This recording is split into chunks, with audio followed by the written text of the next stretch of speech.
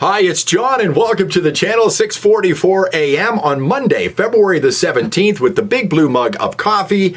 And right off the top, I think Mark Carney is an idiot. And I think he's a dangerous idiot. And how do I come to that conclusion? I watched an interview he did with Rosemary Barton, which goes on for 15 minutes. And I've cut out some segments of this interview. I'm not going to go through the whole thing, but I think he's an idiot. And you're going to say to me, but John, he's a smart man.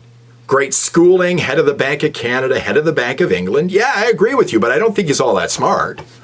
He's certainly not smart when it comes to street smarts, school smart perhaps. But what do you get if you take Mark Carney and you boil him down? What do you get when you get to the bottom of the pot? You get a liberal. And I think you get a far left liberal. I think you get an anti-growth liberal. I think you get an anti-human liberal. Because people who are into net zero think people like us, the peons at the bottom of society, we create too many carbon emissions and we need to be eliminated. That's what the people like this guy think. That's who he is. He is a liberal, and you've got to think of him that way. Don't think of all of the schooling and whatnot. He is a liberal.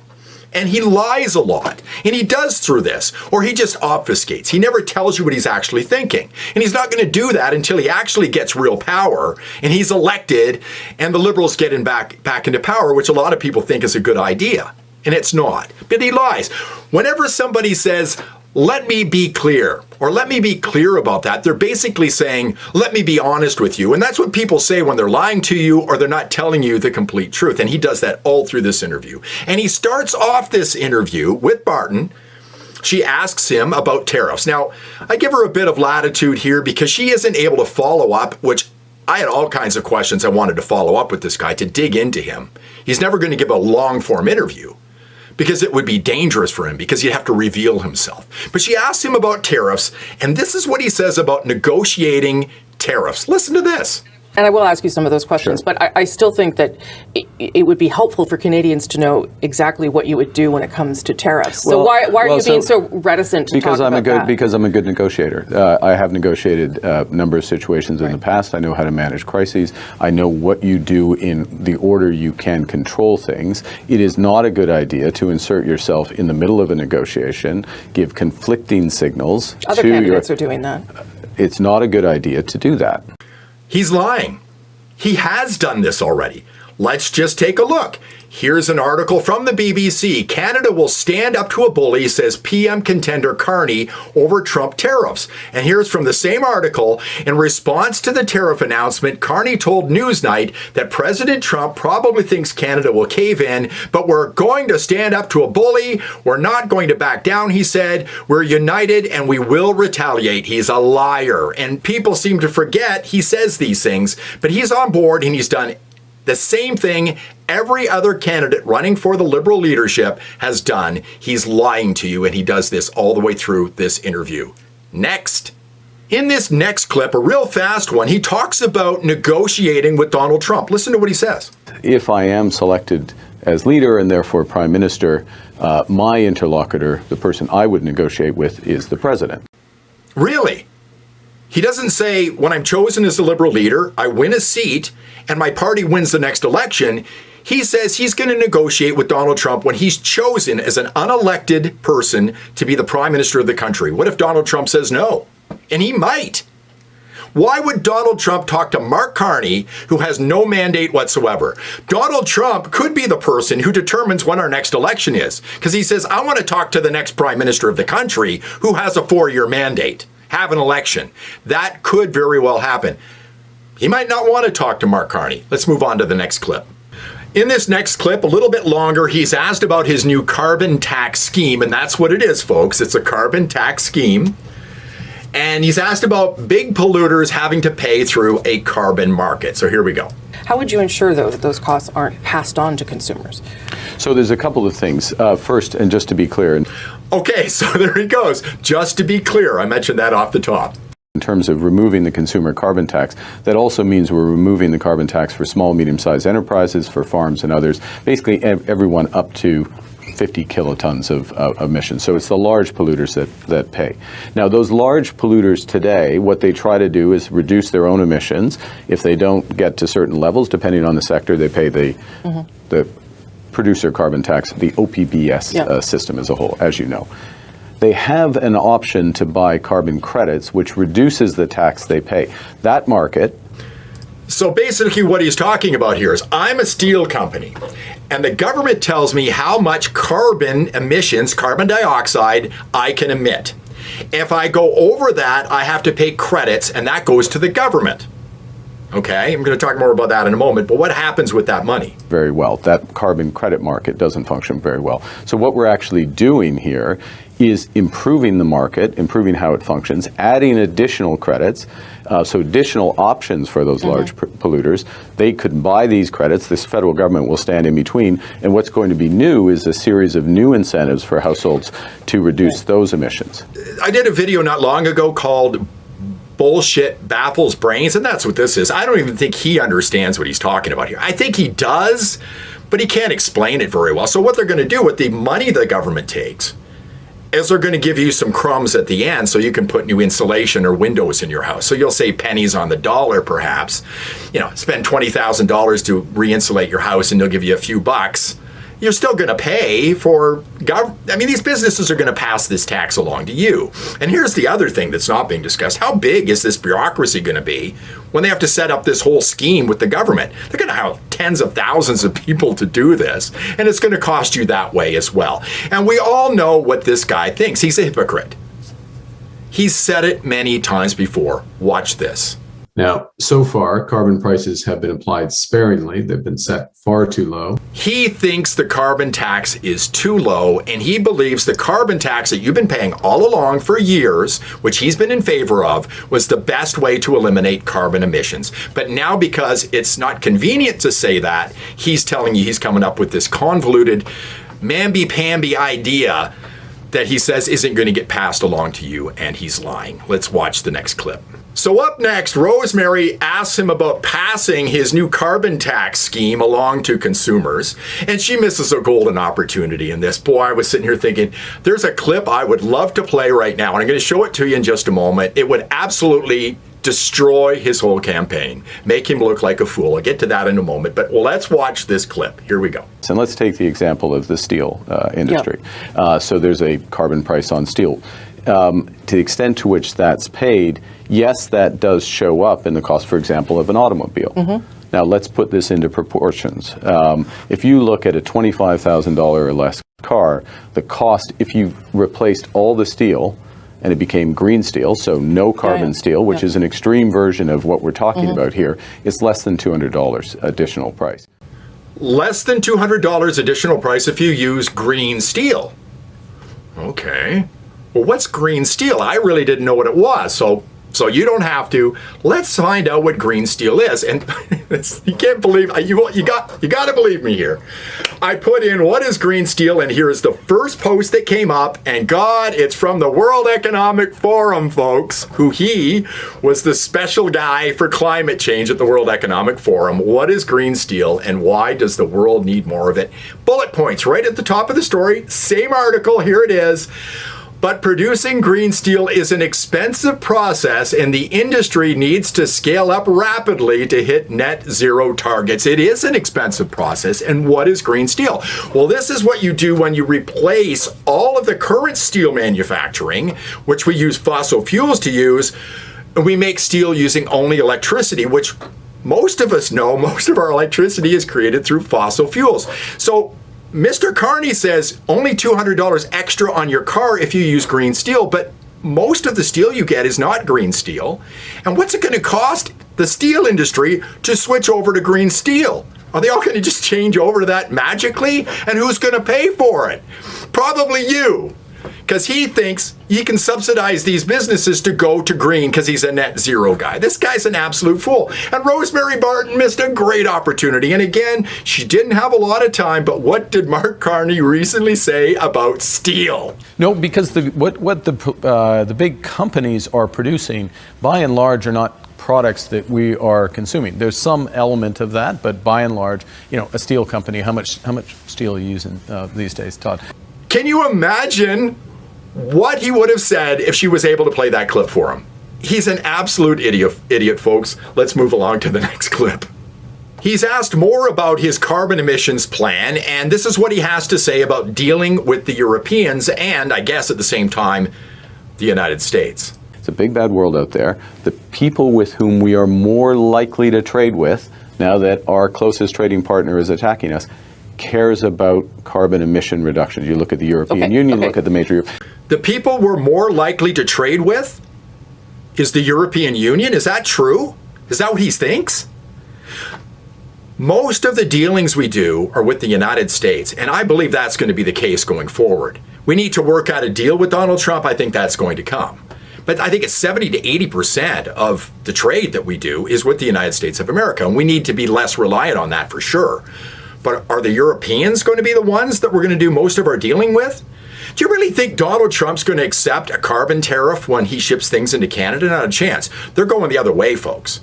The biggest economy in the world is saying no to this net zero climate cult nonsense. And we have to make deals with the United States. Donald Trump is not going to accept any carbon tariffs from the Europeans either, or he's going to tell them go to hell. Do you think Donald Trump wakes up in the morning worrying about Canada? People in Canada are wrapping themselves in the Canadian flag. Yesterday, Snow Mexicans was trending on Twitter. It's hilarious, folks. This guy's out of touch.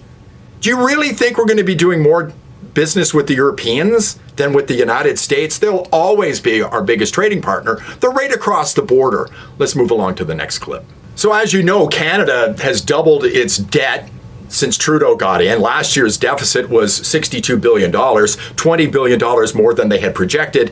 Will Mark Carney run a deficit? Where we are willing to borrow is to invest and grow this economy. That is an absolute crucial point. So there'll be a deficit. It is a fundamental difference between the approach the government has taken up until now. It is a It's no different at all. It's exactly the same thing. He's going to run a deficit. Fundamental difference between the approach of Pierre Poilievre, which is a trickle-down, let thousand flowers... But there will be a deficit. It'll just be, you'll justify it because it's investing in the economy. Is that... investing in the economy at a time when we absolutely have to build as a country. Meet the new boss, same as the old boss. Next clip. I've made very clear I think Donald Trump has been the best thing that's happened to Canada in a long time by saying he's going to put tariffs on us, because all of a sudden we're thinking we have to get our natural resources out of the ground, sell our oil because we're rich and we could do these things ourselves. So he's asked about pipelines. Let's hear what he has to say. Energy East, to use that term, has not progressed that much. It could restart. It's not going to restart. The companies that wanted to put in Energy East, they've gone. We've lost tens of billions of dollars in investment because of the Liberals, because of his party. And he's part of the people who don't like pipelines because he's a climate cultist. He's the head climate cultist for the World Economic Forum. But there's not currently a sponsor. There's not progress there. Would your government be a proponent of that pipeline if it were to start again, given that the government bought a pipeline in the past? A couple of things. One is that what my government would do is, and we've signaled this very clearly, we would use extraordinary powers of the federal government in order to accelerate the approvals for such pipelines, to accelerate the approval for clean energy. Like repealing C-69? What does that mean? We have extraordinary powers on impact assessment as well as others, and we can delegate authority. We can delegate authority, and he says use extraordinary powers. The only other time I've heard him use those words, people thought he was talking about the Emergencies Act. The other thing I didn't put into this clip because it would have been too long, he talks about the government has to work with the provinces and Aboriginal groups across the country in order to do these things. But then at the end, he says they have extraordinary powers to make these things happen. He's not for pipelines. She should have asked him, do you believe Canada needs to phase out its oil and gas industry? He's not going to say that because he needs Alberta to be on his side, and I'm not. I hate this guy. I'm all for oil and gas. And are you still a proponent of net zero? Because that's what he's all about. Special climate envoy to the World Economic Forum. He's lying to you. He's not for pipelines at all. He's a climate cultist. Let's move on to the next clip. As a voter, I often wonder how politicians get rich. They get paid $150,000 a year. They leave office. They're millionaires. How does that happen? Well, I tend to think that they have inside information that makes them rich. What about a guy like Mark Carney? Businessman, smart businessman. How much money has he made working with the government? How much inside information has he got being a special advisor to the Prime Minister? Shouldn't we know? Shouldn't he have to disclose his dealings prior to being voted in as the prime minister of the country in a couple of weeks? Let's hear what he has to say about this. You are not yet subject to ethics requirements. I don't have any power, Rosie. No, but would you? And look at him. He seems uncomfortable through this segment. And he's going to say something that I've mentioned a couple of times in this video already. Would you put anything out there for Canadians to better understand your business dealings and your financial picture before you're elected? Obviously, I'm going to comply with all the ethics guidelines, conflicts of interest guidelines, blind trust. But during an election, before you have a seat, would you be willing to show Canadians what they're dealing with and what you've been dealing with? Well, let's be clear. Let's be clear. See, he's uncomfortable. Look at him. Okay. I was UN Special Envoy for Climate Action. I was chair of Bloomberg. He doesn't even know what he's done because he's flustered. I think there's something in the background. What is he hiding? Chair of Brookfield on a number of philanthropic boards and did a lot of charity and other work. So that's all disclosed in the public domain. I will immediately subject myself, if I am elected Liberal leader, of course I'm going to immediately subject myself to all the ethics guidelines, conflicts of interest. I think we should know in advance. Absolutely. Let's move on to the next clip. In this next clip, he's asked if he's the guy that can solve Canada's problems. Listen to what he says. Why should Canadians believe that you're up to this job? Well, Canadians, it's a decision. Canadians will, well, first off, my first job is to be elected leader of the Liberal Party. So members of the Liberal Party, which have more than quadrupled over the course of the last month, and I've played a role in helping to cause that change, will decide who they want as their leader, and I'll be elected by or not by those individuals. Then Canadians, in short order, will get a decision whether or not which government they want to return to Ottawa. We will put forward a very clear plan for this country at a moment of crisis, not just to grow the economy, crucial, and we can do that. We have the experience in order to do that. We have the experience in order to do that. He's talking about the Liberal Party. Like, forget everything that's happened over the last 10 years. How our economy's been slipping. Everything's gotten worse because of the Liberal Party. And they've got the answers for everything. And yeah, I think there's like 200,000 people who are members of the Liberal Party. You're looking at one, folks. I get to vote for the next leader of the Liberal Party of Canada. And for those of you who think I'm a Liberal, I'm not. Not even close. Next clip. Final clip here, real quick one. Barton asks him why he isn't just like the last guy, meaning Trudeau. Why should Canadians believe you'll do anything differently, though, than Justin Trudeau? You've advised him. You've given him advice. You've been a Liberal. So what is going to be markedly different here? Well, there's several things. First, you started by a few moments ago mentioning that I had 20 different responsibilities. I had 3 full-time jobs. How much time do you think I spent advising the government, quote unquote? He's got to separate himself from Trudeau. So he doesn't even know who he is. Come on. You know, if you shake this guy's hand, make sure you get all your fingers back. That's what I think when I think of Mark Carney. I'll put a link in the description. Watch the whole thing. He bashes Pierre Poilievre in here. He watched Poilievre's speech, his rally in Ottawa. Poilievre didn't mention things, so he isn't going to do his job as a prime minister because he just didn't mention things in a rally. Poilievre would have had to talk for 2 hours to get everything in.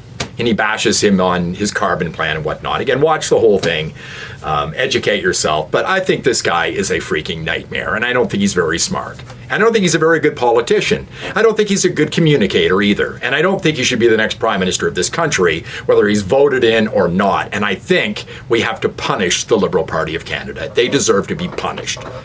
We're in deep trouble because of them, and they're trying to make us forget everything that we've seen over the last 10 years. I appreciate you watching. Hope it didn't go on too long. If you liked the video, please give me a thumbs up, subscribe to the channel, share the video if you can, hit the notifications. I know I'm asking a lot, but I'm also asking you to have a great day, and I'll see you in the next one.